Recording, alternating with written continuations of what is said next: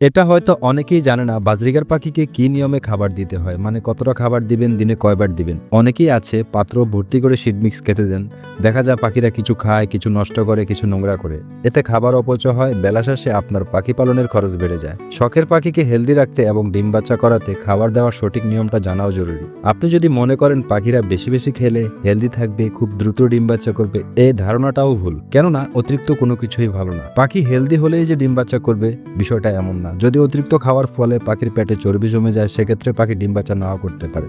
আপনার কাছে যদি একজোড়া বাজরিগার পাখি থাকে, সে পাখিগুলোকে কি নিয়মে খাবার দিবেন, কতটা দিবেন। যেহেতু বাজরিগার পাখির প্রধান খাবার হলো শীট মিক্স, পাখিকে দৈনিক দুবার খাবার দিবেন, সকালে একবার, বিকেলে একবার। সকালে যে খাবারটা দিবেন সেটা যেন বিকেলের মধ্যে শেষ হয়ে যায়, আবার বিকেলে যে খাবারটা দিবেন সেটা যেন পরদিন সকালের মধ্যে শেষ হয়ে যায়। খাবার থাকা অবস্থায় কোনোভাবেই খাবার দিবেন না।